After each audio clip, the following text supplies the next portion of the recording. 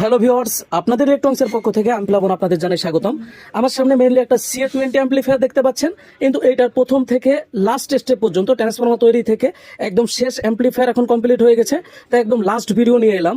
এরপরে সাউন্ড টেস্টের যে ভিডিওটা আছে ওইটা আমার প্রোফাইলে দিয়ে দিব, আপনারা ওইখান থেকে দেখে নেবেন, আমাদের গ্রুপে শেয়ার করা হবে আপনাদের ইলেকট্রনিক্সে। এরপরে হচ্ছে এইখানে মেইনলি হচ্ছে দুইটা সার্কিট ব্যবহার করা হয়েছে আমাদের টাইটান ভার্সন 1 সার্কিট। দুইটা কমপ্লিট করার সময় আপনাদের ভিডিও দিয়েছিলাম। আর মেইনলি হচ্ছে সার্কিটের একটু ট্রানজিস্টরগুলো লাগানোটা দেখেন, একদম নিখুঁতভাবে সুন্দরভাবে মেজারমেন্ট করে ট্রানজিস্টরগুলো আমরা লাগিয়েছি। প্লাস হচ্ছে ট্রানজিস্টরগুলো একদম একই মেজারমেন্টে বসানোর চেষ্টা করেছি। এরপরে হচ্ছে ভিতরে যে ট্রান্সফরমারটা দেখতে পাচ্ছেন, এই ট্রান্সফরমার আমি নিজে হাতে রেডি করেছি। প্লাস হচ্ছে ঢালাই থেকে শুরু করে সব প্রসেস আপনাদের দেখিয়েছিলাম। আমরা খুবই ভালো মানের 8টি ক্যাপাসিটর ব্যবহার করেছি, 125 ভোল্ট 10,000 মাইক্রোফ্যারাডের অরিজিনাল পিটিকনের।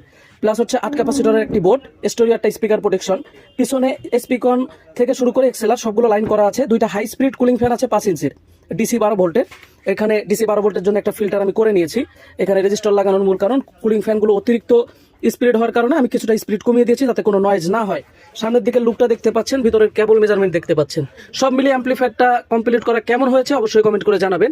অ্যাম্পলিফায়ারের সাউন্ড টেস্ট দেখার জন্য অবশ্যই আপনাদের ইলেকট্রনিক্স গ্রুপ ভিজিট করতে হবে। ধন্যবাদ, সুস্থ থাকবেন, ভালো থাকবেন। এরকম অ্যাম্পলিফায়ার যদি আপনাদের প্রয়োজন হয়ে থাকে অবশ্যই আমার সাথে স্ক্রিনে দেওয়া কন্ট্যাক্ট নাম্বারে যোগাযোগ করতে পারেন।